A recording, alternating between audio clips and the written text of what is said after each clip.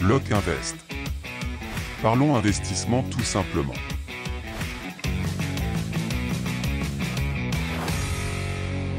Et bonjour et bienvenue dans ce nouvel épisode de Locke Invest. Ici on parle d'investissement et d'immobilier et aujourd'hui nous allons parler de comment lever des fonds pour acheter de l'immobilier, quelles sont les nouvelles règles, je te parle de tout ça. Mais avant, si tu ne me connais pas, comme d'habitude, je me présente, je m'appelle Thomas, je suis un investisseur immobilier, je vis uniquement de mes biens IMO, je ne suis pas un formateur, je n'ai rien à te vendre, je suis seulement ici pour te partager mes connaissances et parler de l'actualité.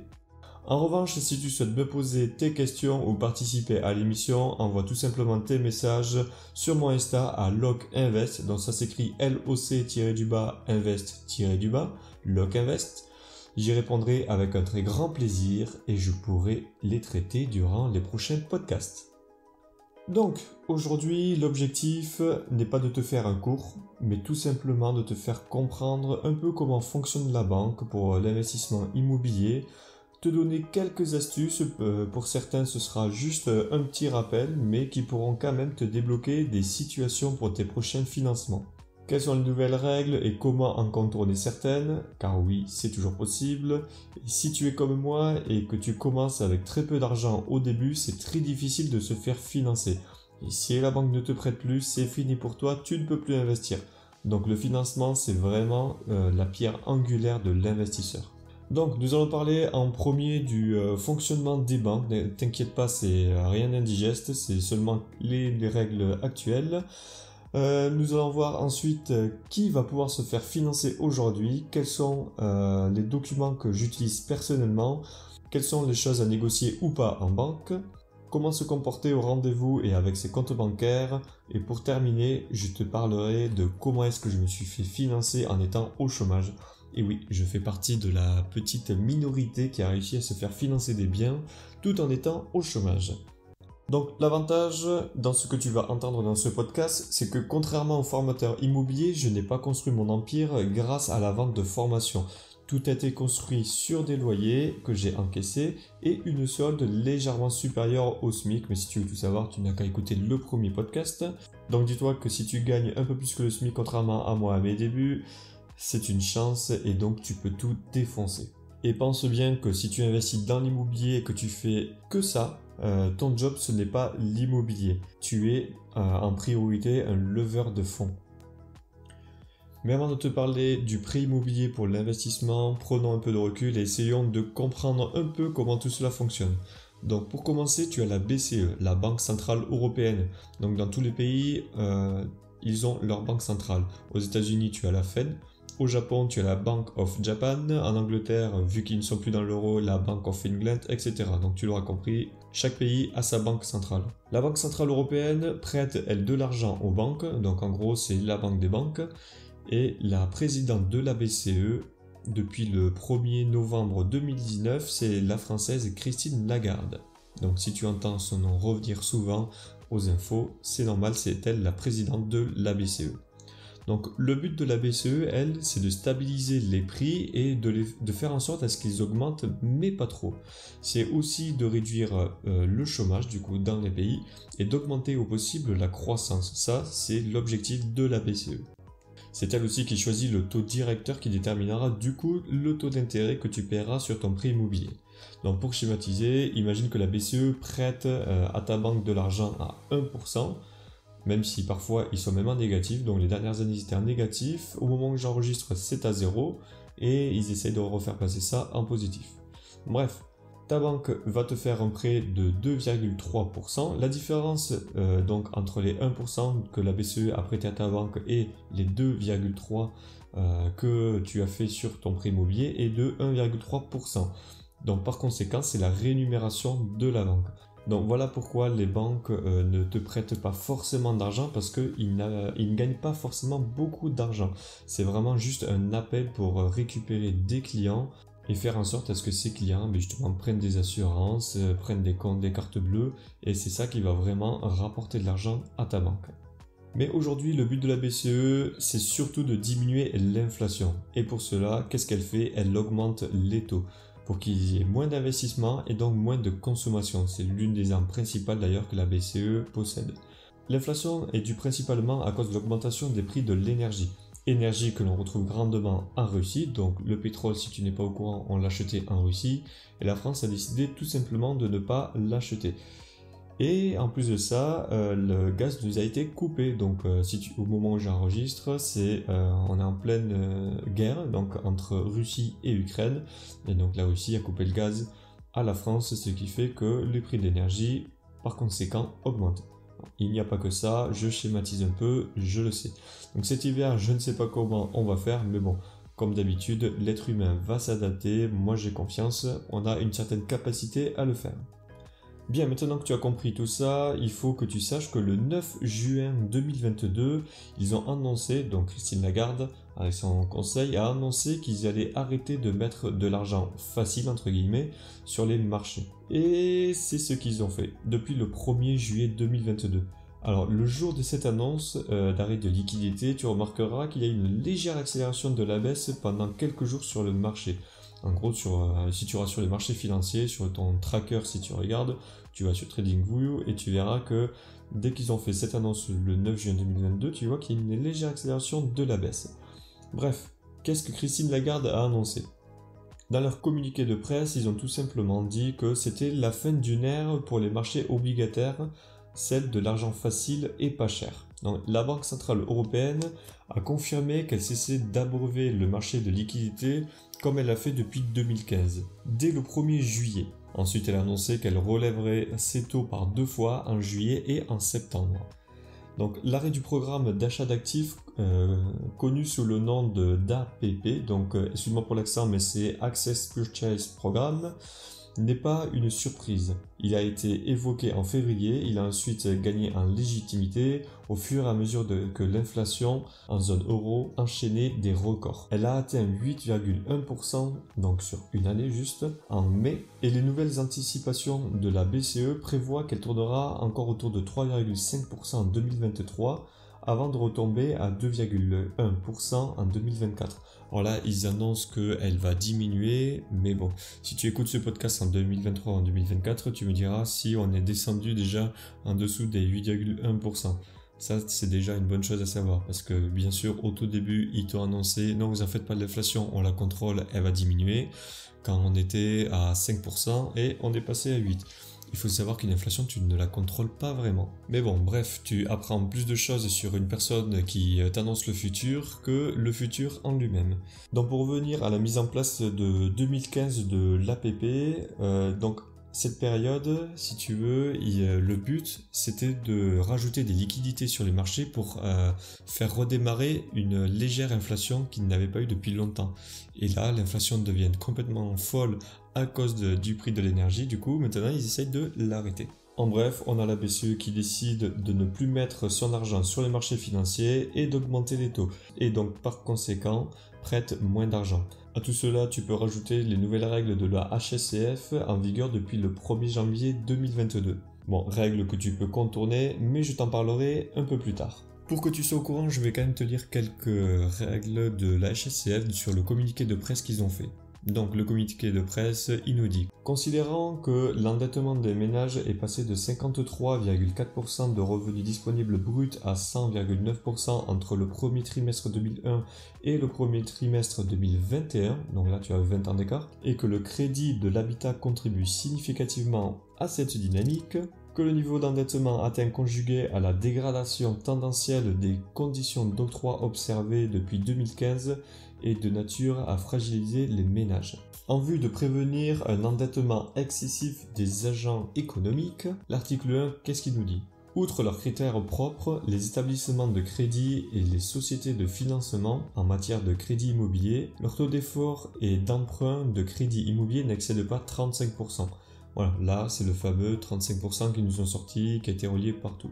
Ensuite, en deuxième, la maturité du crédit n'excède pas 25 ans. Voilà, 35, 25 ans.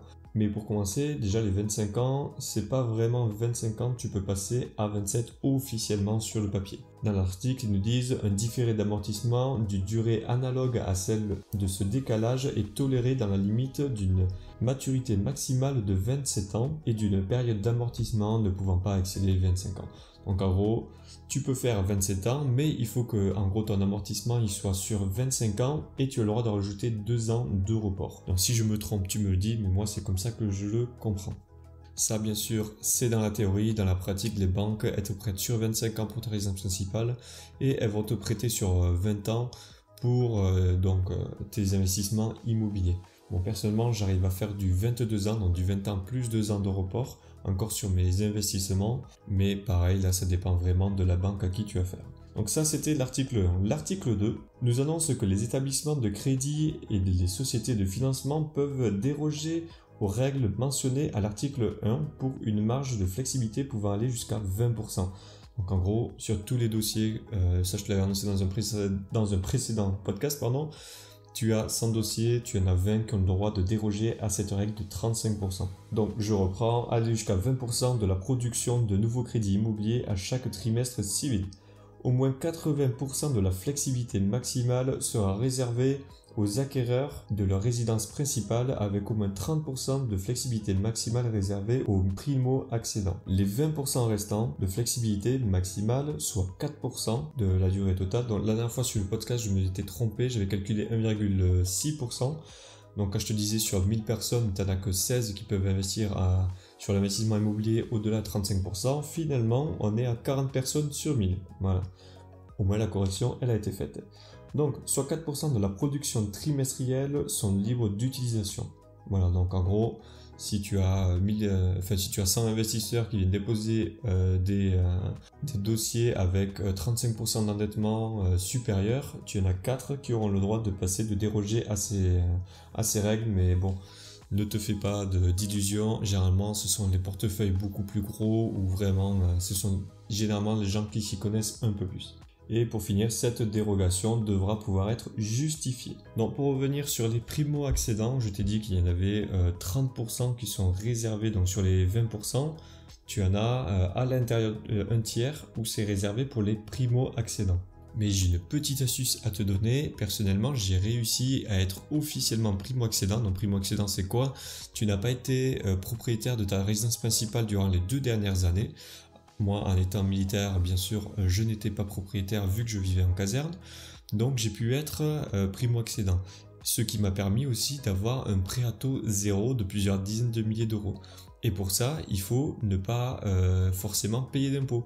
Alors, je payais des impôts avant de faire de l'immobilier. Et avec tous les biens immobiliers que j'avais et tous les travaux que je faisais, je ne payais plus d'impôts. Ce qui faisait que officiellement, je gagnais plus que les officiers qui se trouvaient dans mon régiment, mais en plus de ça, j'avais accès au prêt à taux zéro. Ce qui fait que j'ai levé vraiment des dizaines de milliers d'euros à taux zéro, et là la banque elle te prend ça comme un apport. Voilà, c'est pour moi, c'est cadeau, c'était la petite astuce du jour. Bien, et pour finir l'article, du coup, la présente décision entre en vigueur le 1er janvier 2022, donc c'est déjà passé depuis le 1er janvier, et ça a été fait le 29 septembre 2021. Bien, maintenant rentrons dans le cœur du sujet, qui va pouvoir se faire financer aujourd'hui. Donc, déjà, prenons le problème à l'envers. Mets-toi à la place du banquier. Le banquier va se poser certaines questions et il va falloir que tu puisses toi y répondre avant d'aller au rendez-vous. La première question qui va se poser, c'est le saut de charge. Si j'accorde un prêt à ce client, ses charges mensuelles vont-elles augmenter? Si oui, de quel montant? Donc, si tu as en achetant un bien, bien sûr, tu auras des frais en plus. Tu risques d'avoir eau, gaz, électricité, les taxes foncières. Là, le banquier, son but, c'est de mesurer ce saut de charge, à quel point il va t'impacter. Ensuite, l'épargne.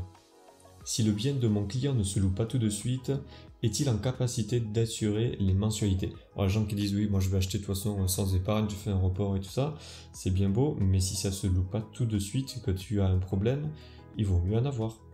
Ensuite, investissement hors secteur d'habitation. Si j'accompagne ce client dans son projet, comment va-t-il assurer la gestion? Donc si vous achetez un bien qui se trouve loin de chez vous, c'est simple, vous dites soit que vous avez de la famille sur place, prévenez-le là-dessus, ou alors vous mettez en gestion en agence que vous avez des partenaires. Voilà. Et pour finir, la contrepartie de la banque, quelle rentabilité la banque va-t-elle en tirer de ce client?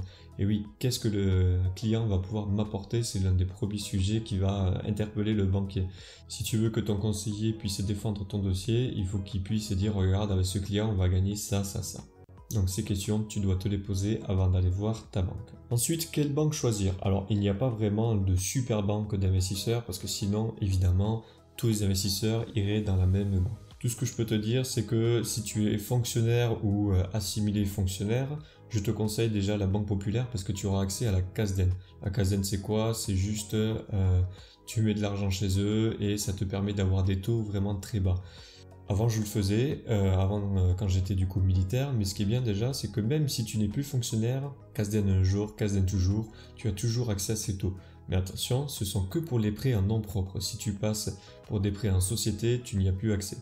Mais si tu commences à faire ça, si tu fais un prêt du coup pour ta résidence principale, n'hésite pas à aller voir la Banque Populaire en étant fonctionnaire. Au final, aucune autre banque ne pourra te battre au niveau des taux. Et comme j'ai dit dans un précédent podcast, je fais une petite parenthèse. N'oublie pas que si tu es fonctionnaire et que tu fais une société, tu as le droit, mais il faut qu'officiellement tu ne travailles pas plus de 30% de ton temps comparé à ton job. Et donc pour les fonctionnaires, c'est simple, vous allez voir votre supérieur hiérarchique. Et si vous êtes militaire, vous demandez à votre chef de corps à ce qu'il vous signe un papier. Ensuite, on a aussi le crédit mutuel. Alors moi, je les apprécie parce qu'ils ont la décision en agence. À partir du moment où ils ne te font pas une caution, mais comme garantie, mais qui décident de te faire une hypothèque. L'hypothèque parfois c'est un peu plus cher, mais ça te permet à ce que la banque choisisse directement si c'est oui ou si c'est non. Et quand c'est le directeur qui te dit ok, ben c'est moi qui choisis, c'est bien parce que si lui te dit oui, tu sais que c'est oui. Donc moi c'est aussi l'une des raisons pour laquelle je sais parfois directement si le crédit je l'ai ou pas avant même de signer le compromis. Ensuite, je ne vais pas faire toutes les banques, mais bon, on va continuer un peu. Le crédit agricole, je t'avoue que j'ai plein de mauvais retours un peu sur ceux qui font les crédits, des documents perdus, ce genre de choses. Donc moi, je t'avoue que j'ai quitté le crédit agricole. Et leur politique, il faut que tu saches que c'est de ne pas avoir de clients qui investissent en dehors de leur région. Donc imaginons, tu es sur l'île, tu veux investir à Avignon. Dans le sud, du coup, là, la banque te dira non, on n'est pas dans la même région, on ne peut pas vous suivre. Voilà. Donc, à savoir, il ne faut pas hésiter à être multibanque. Ensuite, il y a la HSBC pour terminer. Donc, attention, les frais sont élevés. Mais si tu vis à l'étranger ou que tu voyages beaucoup, c'est la banque idéale pour toi. Ils sont leaders sur le marché mondial. Donc, même en société, peu importe, ils comprendront que tu voyages et que tu investisses un peu partout. Mais attention, le plus important, ce n'est pas la banque, mais plutôt le conseiller. Tu peux tomber sur un conseiller complètement différent dans la même banque. Il y en a un qui te dira c'est bon, je vous accorde le prêt, et l'autre qui ne va pas te l'accorder. Donc le plus important, c'est vraiment d'avoir le bon interlocuteur en face de toi. Je te conseille d'ailleurs pour un investissement immobilier de demander le directeur ou le conseiller qui s'occupe des patrimoines immobiliers. Mais si toutes ces banques du coup ne te financent pas, ne t'inquiète pas, j'ai un petit plan B pour toi, ce sont les banques étrangères. Donc pas les banques à l'étranger, mais bien les banques étrangères qui se trouvent en France. Et plus précisément, les banques portugaises implantées en France. Et oui, la HSCF n'agit pas sur les banques dans des pays étrangers. Alors, il y a une bonne dizaine de banques portugaises en France, mais moi je te conseille du coup la CGD, c'est la Garcia General de Depósitos. Il faut savoir que le SMIC au Portugal est de 740 €. Donc comparé à un SMIC français, si tu gagnes 2 fois plus, automatiquement, voilà pourquoi les banques portugaises sont quand même contentes d'avoir un petit français chez eux. Bon, bien sûr, là je te parle pas des banques portugaises qui se trouvent du coup à Paris. Bon, là ils ont l'habitude d'avoir d'importants clients, mais si tu trouves une petite banque portugaise vraiment en campagne, ou enfin ils sont souvent dans des villes moyennes, eh bien ça peut être bénéfique parce que déjà rien qu'au SMIC tu gagneras déjà 2 fois plus que les clients portugais de chez eux. Bon, là c'est une intuition, je ne suis pas dans les petits papiers de leur banque. Sache que tu peux te faire financer beaucoup plus facilement qu'en France, mais les taux d'intérêt sont plus élevés. Donc ça c'est vraiment si tu ne trouves plus de banque en France qui te prête, tu vas avoir une banque portugaise, tu demandes le financement, et si le projet vaut vraiment le coup et que tu es dos au mur, que tu n'as pas le choix, va voir ces banques, ça peut être un plan B assez intéressant pour te faire financer. Donc je te répète, chez moi il faut aller voir la Garcia General de Depósitos et la CGD, donc il y en a plein d'autres, il y en a une dizaine différentes, mais bon, tu feras tes propres recherches, j'ai confiance, tu vas trouver. Ensuite, il faut que tu saches que la banque te note. Donc, suivant les banques, c'est différent. Ils peuvent te noter, donc ça peut être un chiffre de 1 à 10, ça peut être des couleurs. Je sais qu'au Crédit Agricole, ce sont des couleurs qui vont de rouge à vert, en passant par jaune. D'autres, c'est critique, mauvais, moyen, bon, excellent. Donc, je vais te donner déjà les critères sur lesquels elle te note, ça peut être utile. Pour commencer, elle te note sur ton endettement. Alors évidemment, 35%, tu sais que là, tu vas tout de suite passer en critique. Avant, c'était 40%, maintenant, on passe à 35%. Ensuite, tu as ton reste à vivre. Ton reste à vivre, si tu es une personne seule, il faut qu'il soit au-dessus de 30 000 euros. Bon, au fur et à mesure, ça va augmenter étant donné qu'on a une inflation. Mais à l'heure actuelle, c'est 30 000 euros par part. Mais si vous êtes en couple, c'est 20 000 euros. Ensuite, il y a l'apport que tu comptes mettre dans ton bien immobilier. Si c'est 30%, je te dis tout de suite, tu passes tout de suite en excellent. Ensuite, évidemment, si tu descends jusqu'à aucun, ça devient critique. Mais ce n'est toujours pas impossible de faire des financements à 110%. Même si je ne le conseille pas forcément, ça dépend vraiment de la situation. Mais ça, on pourra en reparler dans un prochain podcast. Ensuite, l'âge que tu as, donc là, tu ne peux rien y faire. Mais sache que si tu as moins de 25 ans, automatiquement, tu es excellent. Ensuite, ta profession. Si tu es un fonctionnaire, félicitations, tu es excellent. Sinon, il faut être un cadre sup ou un chef d'entreprise. En sixième, on a la pérennité des revenus. Donc là, si peu importe le revenu, si ça fait plus de 3 ans que tu l'as, tu pourrais être financé. Le CDI a de moins en moins de valeur, donc à partir de là, il faut savoir que même le CDD, pour eux, c'est la même chose. Je sais qu'il y a beaucoup d'infirmières qui font des CDD à rallonge, même s'ils n'ont pas vraiment le droit. Ça fait des années qu'ils font ça. Et là, ils vont pas forcément faire attention à ça, ils vont te financer. Après, pareil, un intermittent du spectacle, la grande majorité, ils ont du mal à se faire financer, mais tu vas dans une banque comme Avignon, tu es intermittent, il y en a beaucoup, donc c'est très facile de se faire financer chez eux, à partir du moment où les revenus sont réguliers. Mais comme tu vois, ça dépend de la région et des banques. Donc il n'y a pas de règle immuable, ça dépend vraiment de là où tu te trouves. Ensuite, en septième, on a l'historique bancaire. Donc là, c'est simple, pas de négatif, ne pas être à découvert, ne même pas découvert autorisé. Même si on te dit que c'est un découvert autorisé, ne le fais pas. Et pour finir, l'effort d'épargne mensuel. Et là, par contre, c'est pas combien est-ce que tu mets de côté, mais combien en pourcentage. Donc voilà, fais attention à ces notations, je te le répète, ils font attention à l'endettement, le reste à vivre, l'apport, l'âge, la profession, la pérennité des revenus, l'historique bancaire, donc pas d'incident ni de découvert, et pour finir, l'effort d'épargne mensuel. Bien, on va parler d'un sujet qui va sûrement te plaire, c'est quel document moi personnellement j'utilise. Donc pour commencer, quelque chose que je pense que je ne l'ai pas vu dans les formations, en tout cas pas que je sache, mais j'utilise moi personnellement un CV d'historique d'investissement. Donc peut-être que je te mettrai l'historique, mon CV sur Instagram. Si je ne le fais pas, n'hésite pas à m'envoyer des messages, hein, je te l'enverrai. Donc l'historique, comment ça se déroule? C'est simple, tu fais comme un CV pour une embauche, sauf que là c'est pour la banque. Donc tu le fais évidemment à partir du moment où tu as au moins acheté 2 biens immobiliers et d'investissement bien sûr. Dans l'entête, tu commences par mettre ton nom, ton prénom, ton adresse, ton mail, ton numéro de téléphone. Ok, donc très simple, ton contact. Tu mets ta photo, ou tu la mets pas si c'est pas à ton avantage, mais ça c'est à toi de juger. Donc bref, ta photo, tes contacts, et en dessous, tu mets historique d'investissement. Et dans l'historique d'investissement, tu mets donc ce que tu as acheté, donc l'année, le mois et l'année à laquelle tu l'as acheté. Si c'est en travaux, tu mets entre parenthèses que c'est en travaux. Tu mets par exemple, ok, c'est un immeuble, il y a tant d'appartements, plus tant de places de parking. Quelque chose vraiment de très court qui puisse se lire vraiment en 5 minutes. Tu mets le prix d'achat sur le côté avec les loyers que tu en tires si tu en tires des loyers. Et à tout ça, tu rajoutes aussi les formations que tu as suivies.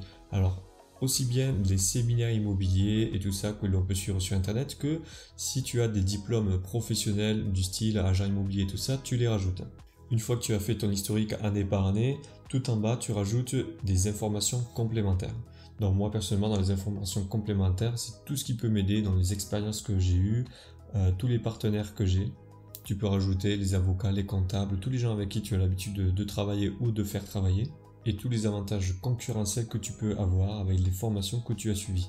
Voilà, alors ça c'est un CV que tu mets généralement, que tu envoies aux banques qui ne t'ont pas financé, que tu ne connais pas, ou alors quand tu changes de conseiller, c'est bien aussi de lui montrer ça. Ensuite, avant d'aller voir les banques, je te conseille de compartimenter tes fichiers en 6 dossiers différents. En premier, tu as le projet d'achat, l'état civil, le bien objet de la demande, la solvabilité du demandeur, les prêts en cours et les sociétés d'investisseurs, les sociétés d'investissement si tu investis du coup en société.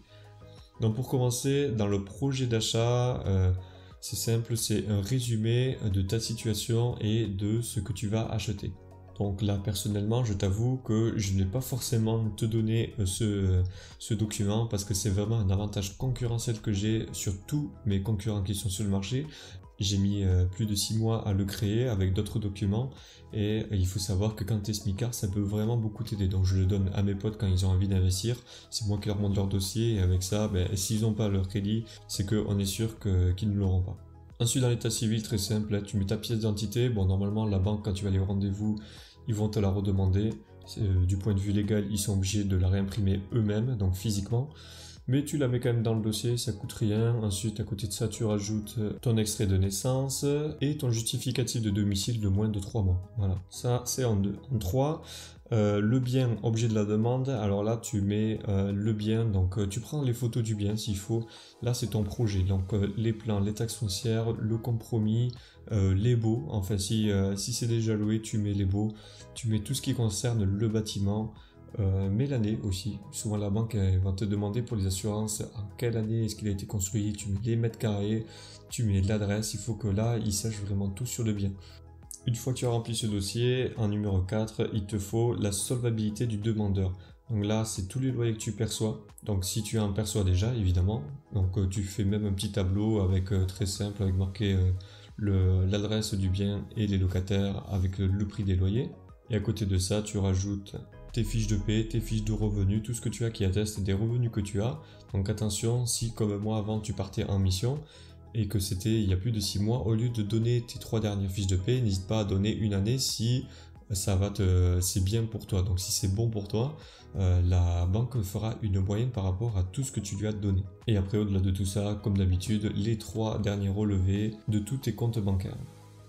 En 5, les prêts en cours, donc les prêts IMO, les prêts auto, les prêts conso, enfin j'espère que tu n'en as pas, tout ce qui atteste que tu as des prêts, ça c'est obligatoire.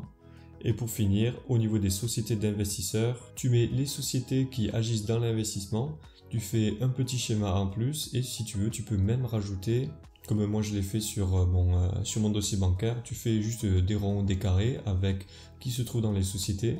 Et tu peux même aussi mettre leur rôle. Donc moi par exemple, dans la société, on a mis qu'il y en avait un, c'était le gestionnaire, l'autre c'était l'analyste qui a analysé le bien financièrement, et le troisième investisseur c'était l'arbitre qui départageait les décisions de l'analyste et du gestionnaire, ce qui permettait à l'entreprise d'avancer quoi qu'il arrive. Et après tu rajoutes tous les documents qui concernent les sociétés, donc extrait cabis, les statuts, enfin bon, ça tu le sauras le moment voulu. Et quand tu présentes ton dossier bancaire, présente-le de la bonne façon. Inutile de parler des choses qui ne sont pas à ton avantage. Donc bien sûr, tu inclus tous les justificatifs qui sont demandés, mais un exemple tout simple, si tu ne demandes pas la taxe foncière du bien que tu es en train d'acheter, c'est simple, tu ne l'avais pas. Comme ça, il ne te le comptera pas en charge. Tu le donnes, tu peux le mettre dans le justificatif, mais tu n'en parles pas. Pareil, le prêt auto, tu es obligé de mettre le prêt, mais si tu as des prêts à côté, n'en parle pas. Tu mets les justificatifs et c'est à eux d'aller voir quel justificatif tu leur as donné. Bien, maintenant nous allons parler de quoi négocier, de toutes les options en fait que l'on a en banque dont on n'est pas forcément au courant. Donc pour commencer, tu as différents types de prêts. Tu as le prêt amortissable, le prêt progressif, le prêt à taux variable, le prêt in fine et le prêt lombard. Ah, et le prêt gigogne aussi. Pour commencer, le prêt amortissable, c'est celui que la majorité du temps tu risques d'utiliser. C'est simple, c'est un prêt à taux fixe où au début tu as beaucoup d'intérêt et ensuite il diminue au fur et à mesure des années. Donc au fur et à mesure des années, tu rembourses de plus en plus du capital. À tout ça, tu peux le combiner avec un report de prêt.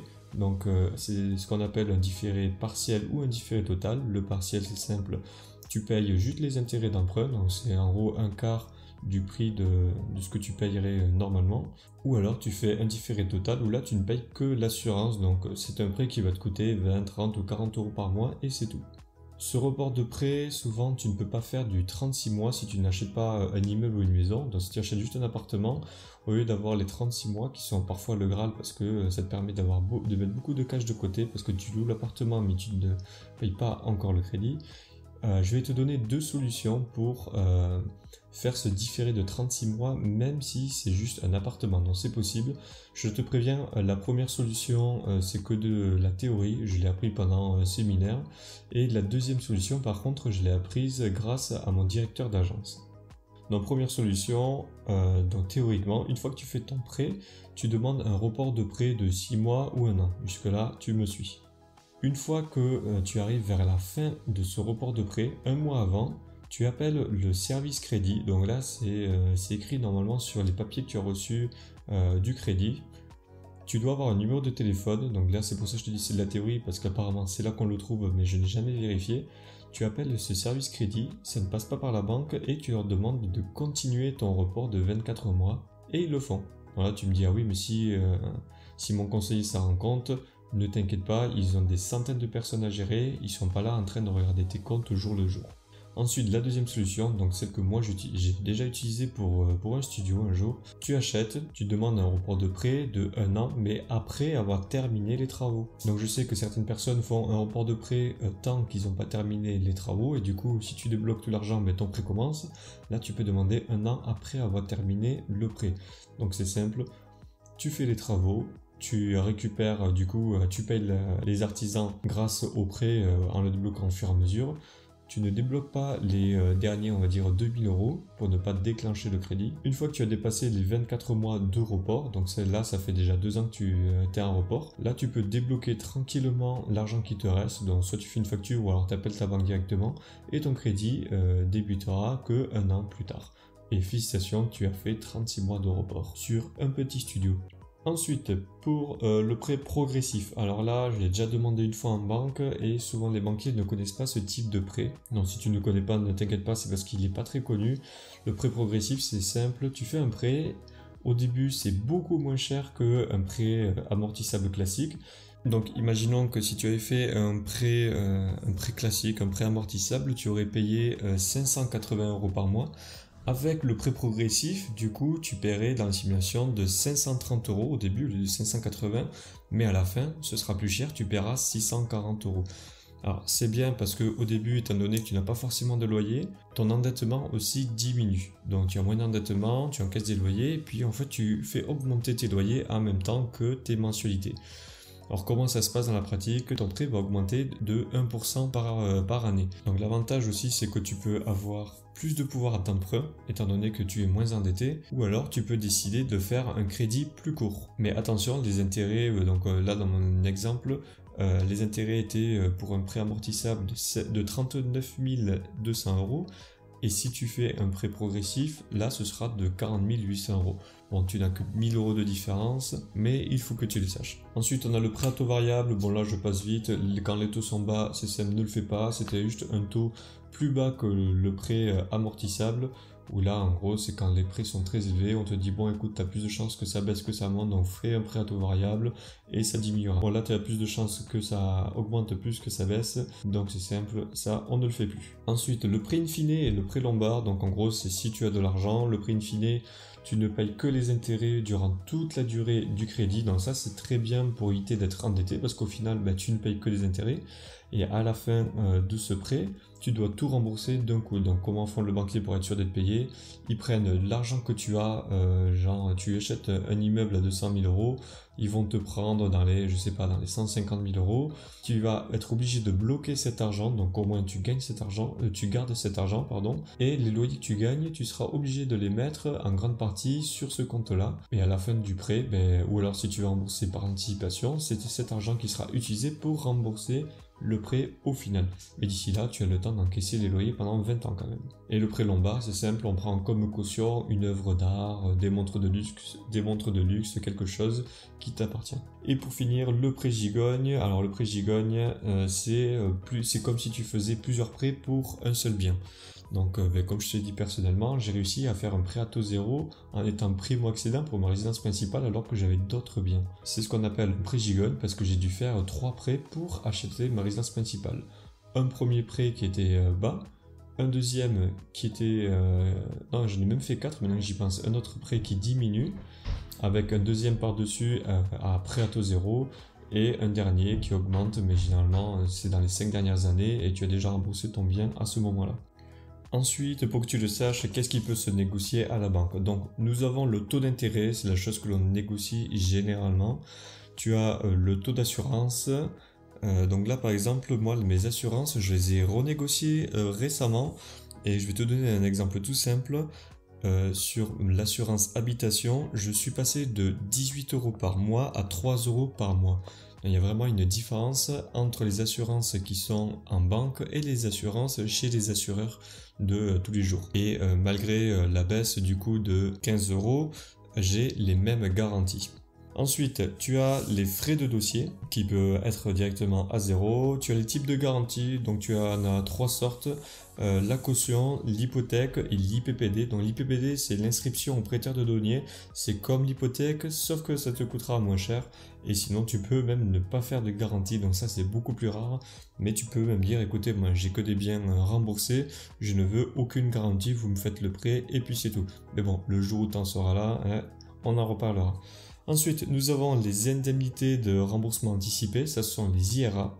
Donc tu peux soit les diminuer, donc de base elles sont à 3%, tu peux les diminuer à par exemple 1%, 0,75 ou carrément à 0. Ensuite tu as le report de mensualité activable, tu as la double mensualité activable, ça je te conseille de la prendre, c'est-à-dire que par exemple à la fin de l'année tu te dis bon mais là j'ai fait mon chiffre et j'ai envie de payer 2 fois le crédit.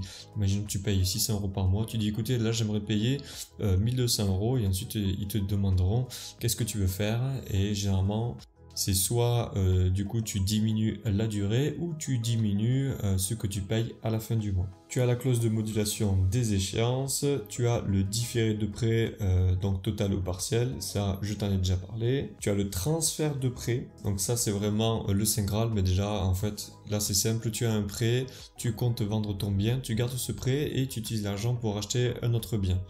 Voilà, ça c'est le Saint Graal parce qu'au final, du coup, tous les intérêts d'emprunt que tu as déjà payés, tu évites de les repayer en refaisant un autre prêt. Et ensuite, nous allons parler de comment se comporter pendant tes rendez-vous et sur tes comptes bancaires. Donc, pour commencer, comment est-ce que tu te comportes au niveau de tes comptes bancaires? Bon, tu le sais sûrement déjà, mais déjà, premièrement, pas de négatif sur tes comptes, c'est interdit. Tes comptes ne doivent jamais être dans le rouge. Il faut montrer aussi que tu as de l'épargne régulière, donc il vaut mieux le même montant chaque mois. Alors là, attention, certains banquiers ou certains courtiers ne sont pas forcément d'accord avec ça, mais moi je te conseille de faire tous les mois exactement le même virement sur tes épargnes. Donc un exemple tout simple, tu peux mettre tous les mois 700 € par mois, mais parfois il y a certains mois tu ne peux pas, il faut que tu fasses l'inverse. Imaginons que tu mets 700 € par mois, mais il faut que tu récupères 400 €. Je te conseille de mettre que 500 € par mois tous les mois et tous les 6 mois ou 1 an si tes comptes dépassent une certaine somme. Donc imaginons que tu dépenses en moyenne 1200 € par mois en frais fixes. Si tu arrives à 3000 € par mois, là du coup tu vas refaire un virement directement de 1000 € sur tes épargnes. J'ai déjà donné ce conseil à l'un de mes anciens collègues qui lui mettait par exemple toute sa solde, enfin pas par exemple mais il mettait vraiment la majorité de sa solde parce qu'il n'avait pratiquement pas de frais en épargne. Donc toute sa solde en épargne et ensuite à la fin du mois il était obligé de refaire le virement inverse. Et il avait un peu de mal à trouver des crédits. Je lui ai dit ok là pendant les 3 prochains mois tu mets la moitié de ce que tu as l'habitude de mettre. Donc tu calcules, tu fais ton budget et tu mets vraiment ce que tu peux mettre avec un surplus que tu te gardes toi de côté sur tes comptes. Et une fois qu'il a fait ça, tous ses comptes du coup d'épargne étaient en positif et il n'y avait pas de virement de l'autre sens. Ce qui fait que c'est beaucoup plus lisible pour un banquier et du coup c'est beaucoup plus simple d'avoir un prêt. Là, comme je te l'ai dit, tous les banquiers ne sont pas d'accord avec ça, mais moi c'est ce que je conseille à mes amis et mes collègues. Donc en gros, il s'agit tout simplement de se payer en premier. N'oublie pas que chaque épargne a un objectif. Donc moi personnellement, j'ai par exemple une épargne qui sert à payer mes impôts à la fin de l'année, une autre épargne qui me sert on va dire comme sécurité par rapport à l'immobilier. Si j'ai un problème sur mes bâtiments, chaque bâtiment a sa propre épargne. Donc si j'ai des chauffe-eau qui pètent en même temps, si j'ai un toit qui s'écroule, qu'il faut que j'avance l'argent avant de faire passer l'assurance, le mieux c'est d'agir très vite, surtout si ça concerne de l'eau qui rentre dans tes bâtiments. Et bien le fait d'avoir ce coussin de sécurité, je te le conseille. Donc au début on conseille 12 mois de loyer, mais au bout d'un moment tu verras que 12 mois de loyer, si tu arrives à 100 000 euros sur les comptes, ça sert strictement à rien. Descends de moitié, tu mets 50 000 balles et tout le reste tu le mets en bourse. Donc des épargnes pour ton coussin de sécurité, une épargne qui te sert à payer tes impôts, une autre qui peut te servir pour tes loisirs, donc pour te faire plaisir, et ensuite tout le reste, moi personnellement, je mets tout en bourse. Ensuite, au niveau de ton banquier, ne parle pas de tes crypto-monnaies. Alors là, même s'il est d'accord ou pas avec ça, ce n'est pas quelque chose que tu dois afficher, même dans tes justificatifs, c'est simple, tu n'en parles pas. Ça ne doit rien interférer par rapport à ce que toi tu fais à côté. Ça peut même être considéré dans certains cas comme un peu du casino pour certains, comme le poker, tout ça, les jeux à gratter, tous les sites en ligne comme ça, tu évites de les faire afficher sur tes comptes. C'est vraiment rédhibitoire au niveau de la personne qui va vouloir te faire un prêt, tu es considéré comme un joueur. Alors bien sûr, tu peux cacher un de tes comptes en ligne du style N26 et tu utilises que ce compte par exemple pour payer tes choses en ligne. Je connais même une personne qui n'a pas eu son prêt. Tout ça pourquoi? Parce que en fait elle prenait trop souvent le McDo. Elle allait chaque semaine au McDo. Du coup son dossier en fait c'était une chance sur deux de l'avoir. Et la banque lui a dit non, tout simplement. Elle dit ok bon, qu'est-ce qui peut nous causer problème? Et ils ont vu que cette personne du coup mangeait trop au McDonald's. Elle allait avoir des problèmes de santé. Du coup elle allait avoir plus de chances d'avoir des problèmes de santé. L'assurance il allait falloir payer pour cette personne plus tard. Donc ils ont dit tout simplement non, on ne finance pas cette personne. Voilà, ça laisse à réfléchir. Donc si tu vas au McDo, les fast-food, les trucs comme ça, je te conseille de payer en liquide. Il faut que tu saches que la majorité des personnes viennent au rendez-vous bancaire comme des touristes. Si tu as un dossier déjà toi bien préparé, tu seras mieux que la majorité des clients. Mais si en plus tu t'occupes plusieurs mois à l'avance d'avoir des comptes clean, là tu passeras vraiment dans le haut du panier. Pour la majorité des personnes, il leur faut 2-3 rendez-vous pour rassembler tous les documents, monter le dossier bancaire. Alors que si tu prépares tout à l'avance, en un seul rendez-vous, tu peux obtenir ton crédit.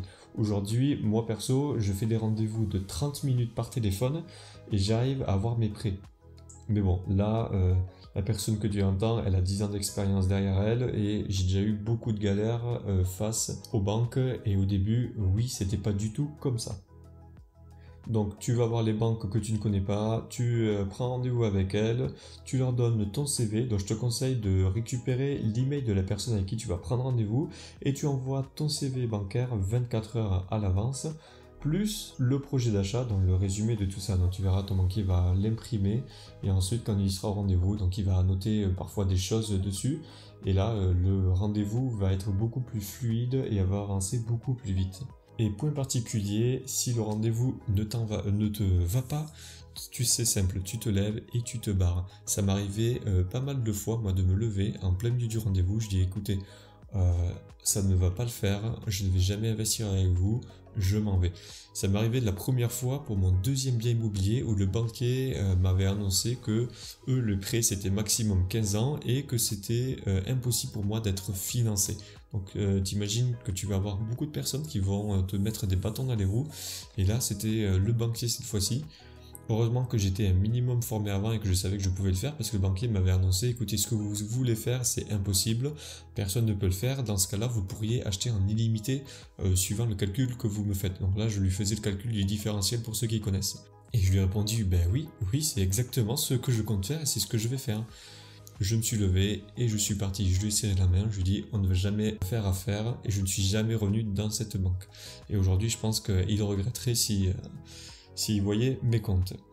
Ensuite, ça m'est arrivé une autre fois où pareil je présente un super projet rentable et là la personne venait d'arriver dans la banque, elle venait tout juste d'être mutée, le directeur était lui quant à lui en vacances, donc il n'avait encore jamais rencontré cette fameuse conseillère.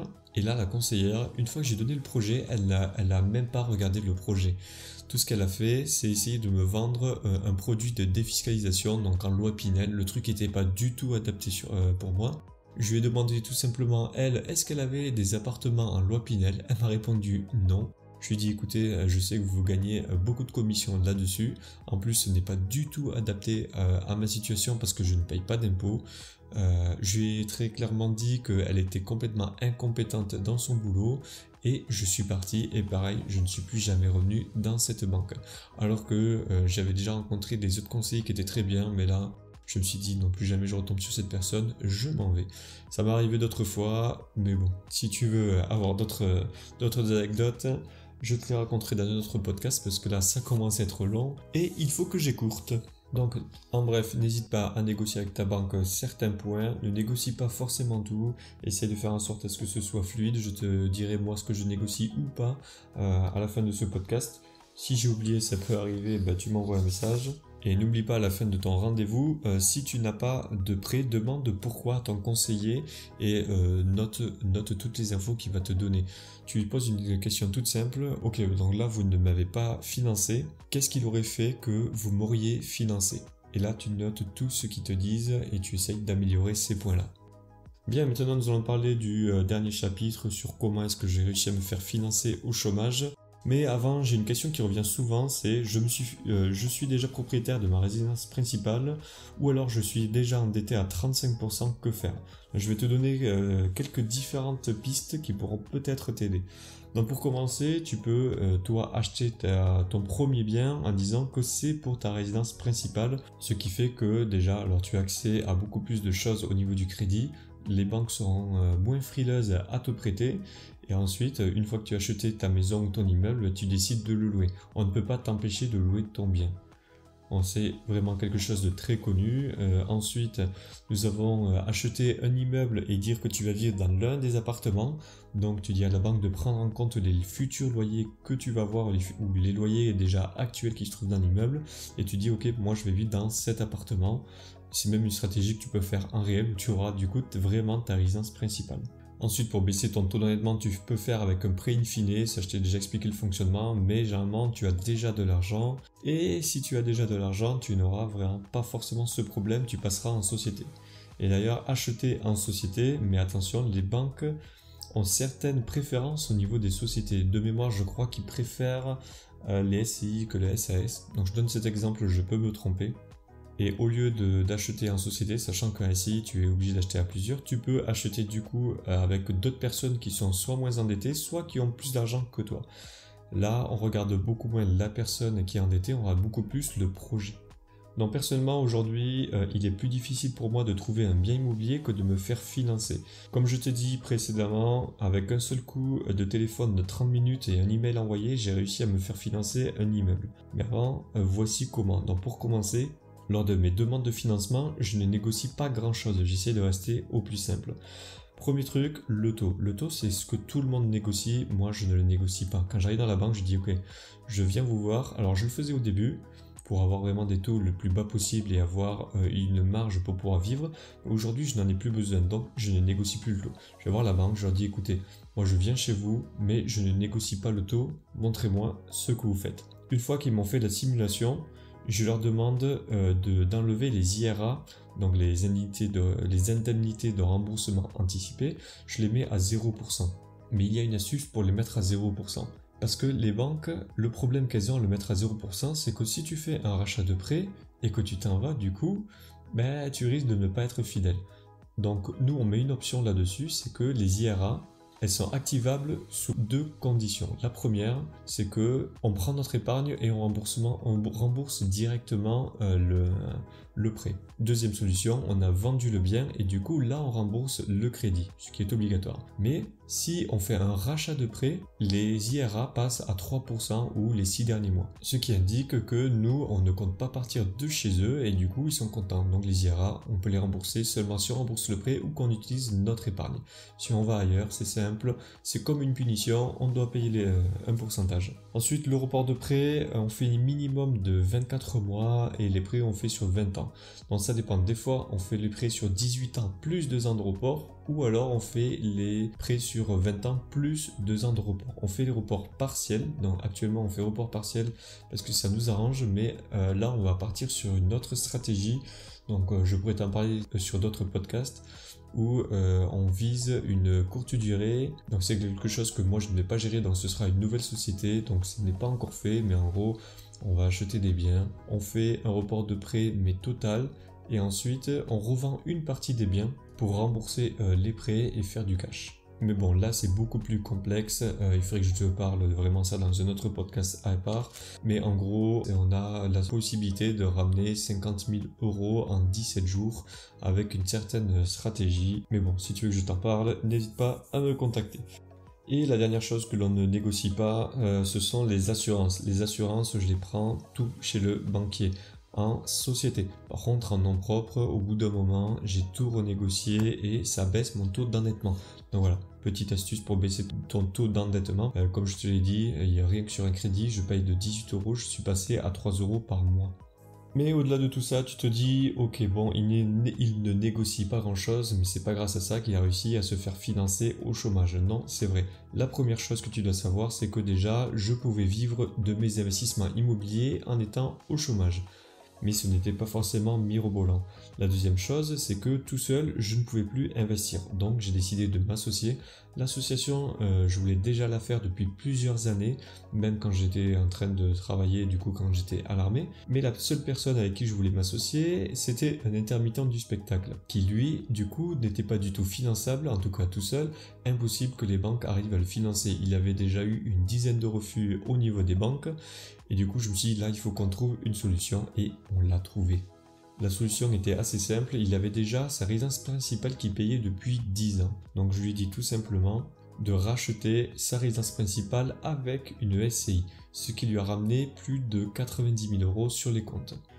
Une fois qu'il a ramené tout cet argent sur les comptes, on s'est associés et du coup, j'ai pu, moi en tant que chômeur et lui en tant que chômeur professionnel, vu qu'il était intermittent du spectacle, il touche aussi le chômage, on a pu du coup investir ensemble et là on a trouvé un partenaire financier qui nous suit sur tous nos projets. Donc voilà comment est-ce que tu fais pour pouvoir investir en étant au chômage. De mon côté, il y avait l'expérience du coup des loyers. Le banquier voyait que ça marchait, du coup moi j'ai la moitié de la société, donc on a un troisième associé mais bon j'en parle pas parce que lui il n'a pas forcément de patrimoine. Donc en conclusion, peu importe si tu as un petit salaire, si tu es salarié, une petite solde si tu es un soldat et une petite paye si tu es un paysan, à partir du moment où tu as des revenus, même si tu es qu'un intermittent du spectacle ou même un intérim, à partir du moment où tu as des revenus, tu peux déjà commencer à investir et l'effet de levier de la banque est là pour t'aider. Alors, les choses qui me plaisent le plus dans l'immobilier, c'est le fait d'investir avec l'argent que l'on emprunte en banque. Une fois que tu as montré un projet qui est valide, là, on te prête de l'argent et je trouve ça vraiment cool. Donc, je dis pas l'argent des autres parce que c'est quand même ton argent. Il faut quand même être responsable. Mais bon, j'espère que ce podcast a pu quand même un peu t'aider. Aujourd'hui, dis-toi que tu as de moins en moins de concurrence depuis la hausse des taux de la HSCF. Donc ça, je t'en ai déjà parlé dans un ancien podcast. Comme je t'ai dit aussi dans l'ancien podcast, du coup, on a des courtiers immobiliers qui annoncent que c'est impossible d'emprunter aujourd'hui, mais tout ça parce que eux, ils n'ont plus de marge, du coup les banques ne vont plus les voir. Et les formations que tu fais dans l'immobilier aujourd'hui ne suffisent plus, il faut être au courant de l'actualité et c'est bien du coup d'écouter des podcasts parce que du coup tu peux apprendre les nouvelles choses, les nouvelles tendances qui sont en train d'arriver. Donc dis-toi que rien que ça, c'est un petit avantage concurrentiel que tu as. Si la banque t'empêche d'investir alors que tu n'es pas endetté, c'est à toi de trouver une solution. Je t'ai déjà donné quelques pistes entre la résidence principale et les sociétés. Après attention, sur la forme juridique, tu peux avoir des difficultés à investir, mais le principal c'est que tu trouves une solution. En société, même si ce n'est qu'à 1% avec un membre de ta famille que tu t'associes, il vaut mieux ça que d'être bloqué. Parfois, tu prends par exemple tes parents, ta soeur, ton frère, peu importe, tu leur donnes 1% de la société et si rien que ça permet de te débloquer parce que vu que vous êtes solidaire sur une SCI là-dessus, mais la banque risque de te prêter, donc tu peux passer de 0 à 1 et le principal c'est de faire ça, de passer de 0 bien à 1. Actuellement, il faut savoir qu'on a un record de sociétés qui se font financer des projets. Donc tu vois que le marché a déjà réagi et s'est adapté. Et donc comme je te l'ai dit, les banques actuellement regardent plus le projet en lui-même que la personne. Donc n'hésite pas à rajouter des détails sur ton investissement, les photos, les plans, toutes les recherches que tu as pu faire au niveau du marché, les plans avant-après, etc. Après tout ça, si tu ne peux pas te faire financer, sache qu'il y a d'autres moyens. Tu as Internet, tu as la famille, donc les prêts qu'on appelle la love money. Mais avant d'en arriver là, tu devrais pouvoir trouver un financement. Bien, ce podcast est enfin terminé, j'espère que ça t'a plu, n'hésite pas à me contacter, je te souhaite bon courage dans tes investissements, ne lâche rien, dis-toi qu'il y a toujours une solution, je te dis à très vite dans un prochain podcast, salut! Merci d'avoir écouté ce podcast. Si cela vous a plu, n'hésitez pas à le partager. Pour participer au podcast, envoyez vos questions sur Instagram à LocInvest.